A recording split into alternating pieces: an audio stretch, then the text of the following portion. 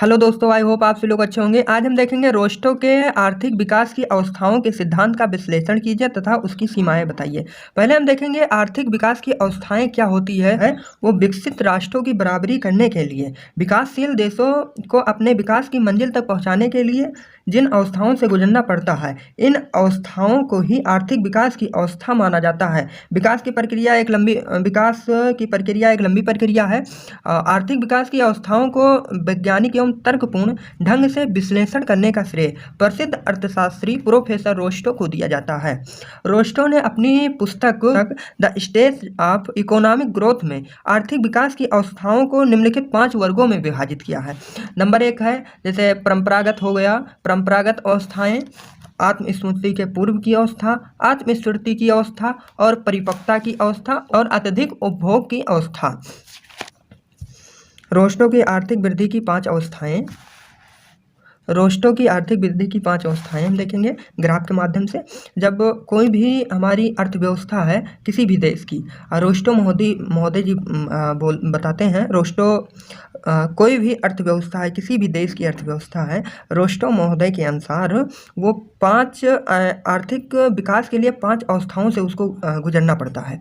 जैसे पहला है कि परंपरागत अवस्था। परंपरागत अवस्था से आगे बढ़ेंगे तो आत्मस्फूर्ति के पूर्व की अवस्था आएगी, और आत्मस्फूर्ति के पूर्व की अवस्था से थोड़ा सा आगे बढ़ेंगे तो आत्मस्फूर्ति की अवस्था, आत्मस्फूर्ति की अवस्था से फिर परिपक्वता की अवस्था में जाएंगे, और परिपक्वता की अवस्था से हम अत्यधिक उपभोग की अवस्था तक जाएंगे।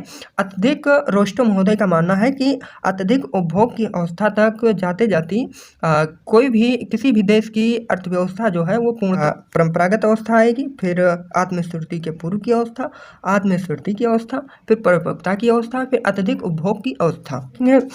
परंपरागत अवस्था क्या है?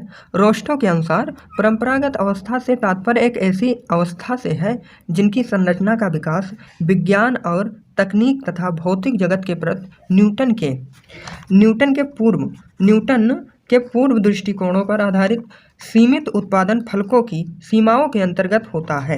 विकास की यह अवस्था अत्यंत पिछड़ी हुई होती है। विकास की यह अवस्था जो परंपरागत अवस्था है वो अत्यंत पिछड़ी हुई अवस्था होती है। उत्पादन बढ़ता है लेकिन अत्यंत धीमी गति से। इसमें जो परंपरागत अवस्था है रोस्टो महोदय के, उसमें उत्पादन तो होता है लेकिन बहुत धीमी यानी अत्यंत धीमी गति से होता है, उसमें अभाव पाया जाता है, अच्छे ढंग से विकास नहीं होता है। इसके लक्षण देखेंगे क्या है। परंपरागत अवस्था के लक्षण, तकनीकी विधियों से उत्पादन नहीं किया जाता है। जो परंपरागत अवस्था है उसमें क्या है कि तकनीकी विधियों से उत्पादन नहीं किया जाता है। राज्य की आर्थिक क्रियाएं सीमित होती हैं। यातायात एवं संचार के साधन पिछड़ी अवस्था में रहते हैं। अब हम देखेंगे जब हमारी कोई भी अर्थव्यवस्था आगे की ओर बढ़ती है तो पहले परंपरागत अवस्था को जब क्रॉस करेगी तब जब आएगा आत्मस्फूर्ति से पूर्व की अवस्था। अब हम आत्मस्फूर्ति के पूर्व की अवस्था को देखेंगे। क्या देखेंगे? आत्मस्फूर्ति से पूर्व की अवस्था। इस अवस्था में कुछ परिवर्तन होने लगता है, मतलब अर्थव्यवस्था में जब दूसरी अवस्था में पहुंचता है आत्मस्फूर्ति से पूर्व की अवस्था में, तो इसमें कुछ परिवर्तन होने लगता है हमारी अर्थव्यवस्था में। समाज में लोगों की रुचियाँ बढ़ने लगती हैं। आत्मस्फूर्ति के पूर्व अवस्था में विकास के आवश्यक घटकों जैसे श्रम, पूंजी, कच्चा माल तथा तकनीकी ज्ञान आदि का विकास होने लगता है। धीरे धीरे हमारी अर्थव्यवस्था जो है विकसित राष्ट्र की ओर ले जाती है। मनुष्य परंपरावादी विधियों को छोड़ने लगता है। इस अवस्था में समाज के द्वारा बचत करने, विनियोग एवं लाभ में वृद्धि करने का प्रयत्न किया जाता है। नए नए निर्माण कार्य होने लगते हैं। व्यापार एवं समाज का विस्तार होने लगा। पूर्व की अवस्था क्या है? व्यापार एवं वाणिज्य का विस्तार होता है। इसमें आत्मस्फूर्ति के पूर्व की अवस्था में धीरे धीरे विकास होना शुरू हो जाता है। क्या होता है? व्यापार एवं वाणिज्य का विस्तार होने लगता है। भूस्वामियों का प्रभुत्व घटने लगता है। समाज में राजनीतिक चेतना जागृत होने लगती है। सामाजिक पूंजी का निर्माण होने लगता है। आर्थिक परिवर्तन के साथ सामाजिक परिवर्तन भी होने लगता है। खाद्यान्नों का उत्पादन आवश्यकता अनुसार होने लगता है।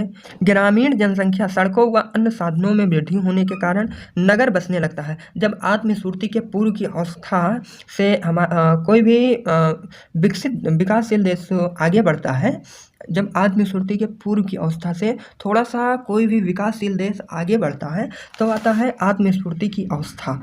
इसमें क्या होता है, यह प्रगति की तीसरी अवस्था है, या किसी भी अर्थव्यवस्था जो विकसित अर्थव्यवस्था है बढ़ते हुए जा रही है उसमें आत्मस्फूर्ति की अवस्था जो है वह यह प्रगति की तीसरी अवस्था है। इसमें अर्थव्यवस्था आत्मनिर्भर की स्थिति में होती है। इसमें क्या होता है कि जो आत्मस्फूर्ति की अवस्था है इसमें अर्थव्यवस्था जो होती है वो आत्मनिर्भर की स्थिति में होती है। आत्मस्फूर्ति की अवस्था जो है इसमें अर्थव्यवस्था आत्मनिर्भर की स्थिति में होती है। इस अवस्था में उद्योग और कृषि में नई नीतियों का प्रयोग होने लगता है। आत्मस्फूर्ति की अवस्था जो है इसमें क्या होता है कि उद्योग और कृषि में नई नीतियों का प्रयोग होने लगता है। अर्थव्यवस्था बिना किसी बाहरी सहायता से अर्थव्यवस्था जो है बिना किसी बाहरी सहायता से विकास कर सकती है। आत्मस्फूर्ति की पूर्व अवस्था में क्या है कि इसमें अर्थव्यवस्था जो है वो आत्मनिर्भर की स्थिति में होती है और इस अवस्था में उद्योग और कृषि में नई नीतियों तकनीकों का प्रयोग होने लगता है और अर्थव्यवस्था बिना किसी बाहरी सहायता से विकास कर सकती है, मतलब विकास होने लगता है अर्थव्यवस्था में। इसकी हम लक्षण या विशेषताएं देखेंगे। आत्मस्फूर्ति की अवस्था की विशेषताएं देखेंगे। नए एवं आधारभूत उद्योगों का विकास होता है। इसमें राष्ट्रीय आय एवं प्रत्यक्ष आय में वृद्धि होगी। जो आत्मस्फूर्ति की अवस्था है उसमें क्या होगा, नए एवं आधारभूत उद्योगों का विकास होने लगता है। राष्ट्रीय एवं प्रत्यक्ष आय में वृद्धि होती है। बचतों की मात्रा में वृद्धि होती है। निवेश दर में क्या होता है, निवेश दर में 5% से बढ़कर 10% के लगभग हो जाती है। निवेश में क्या होता है, साख व्यवस्था फैलाव होने लगता है। पूंजी निर्माण में वृद्धि होती है। आयात के स्वरूप में परिवर्तन, निर्यात की नई व अधिक संभावनाओं का विकास किया जाता है। आत्मस्फूर्ति में क्या होता है कि निर्यात की नई व अधिक संभावनाओं का विकास किया जाता है।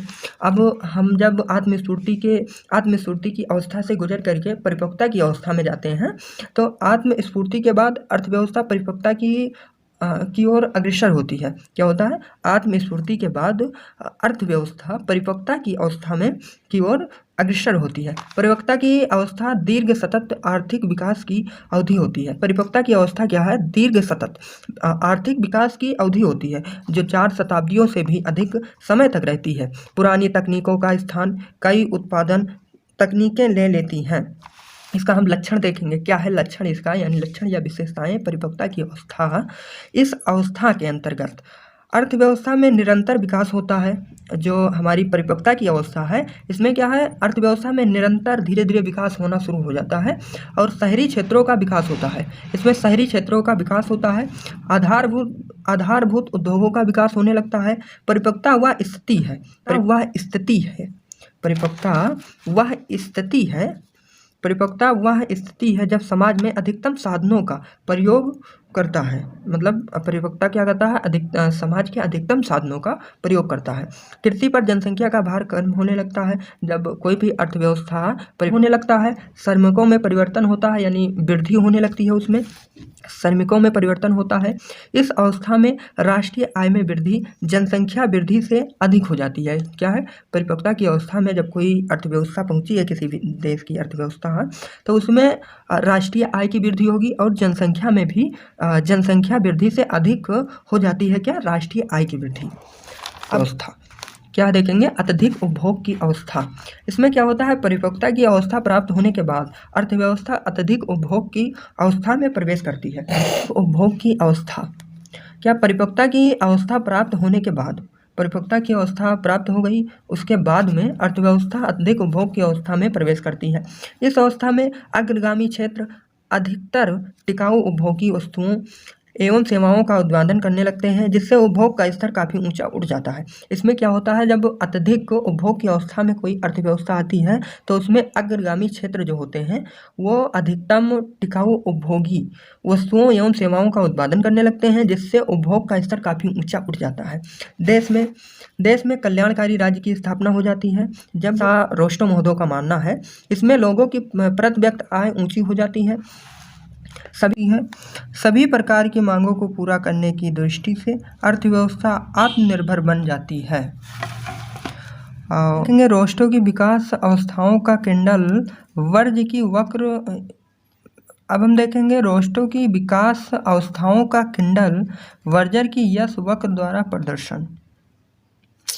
देखेंगे हम एक ग्राफ लिए हैं, यक्स अक्ष है ये वाई अक्ष है। यहाँ पर हमें इनकम लिए हैं, इसमें एक हम वक्र बनाते हैं।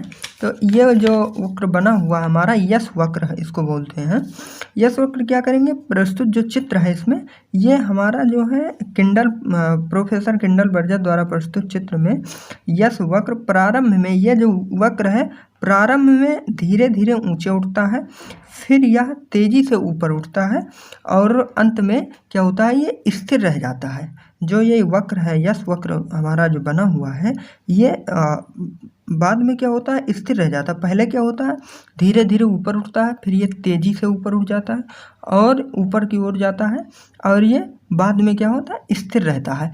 और ये जो यश वक्र है उसको बोलते हैं नई प्रेरणाओं का प्रेरित आय पथ।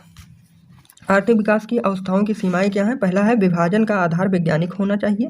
क्या होना चाहिए, विभाजन का आधार जो है वो वैज्ञानिक होना चाहिए, क्योंकि एक अवस्था की विशेषताएं दूसरी अवस्था में भी दृष्टिगोचर होती हैं। अतः प्रोफेसर रोस्टो की विकास की अवस्थाओं के विभाजन का आधार वैज्ञानिक नहीं है, इन अवस्थाओं से गुजरना आवश्यक नहीं है। प्रोफेसर मायर का मत है कि यह आवश्यक नहीं है कि प्रत्येक देश इन अवस्थाओं से गुजरे। कोई देश एक अवस्था को लांघकर अगली अवस्था में पहुंच सकता है। यह भी आवश्यक नहीं है कि प्रत्येक देश के द्वारा पांचवी अवस्था में पहुंचना आवश्यक है, परंतु रोस्टो इसे अंतिम परंतु अनिवार्य अवस्था मानते हैं। पर्याप्त आंकड़ों का अभाव है इसमें। क्या इन अवस्थाओं को सिद्ध करने के लिए पर्याप्त व विश्वसनीय आंकड़ों का अभाव है। इन आंकड़ों के आधार पर निकाले गए निष्कर्ष भी त्रुटिपूर्ण हो जाते हैं। आई होप आप सभी लोगों को वीडियो अच्छी लगी होगी। वीडियो यदि अच्छी लगी है तो लाइक करें, शेयर करें एंड सब्सक्राइब करें।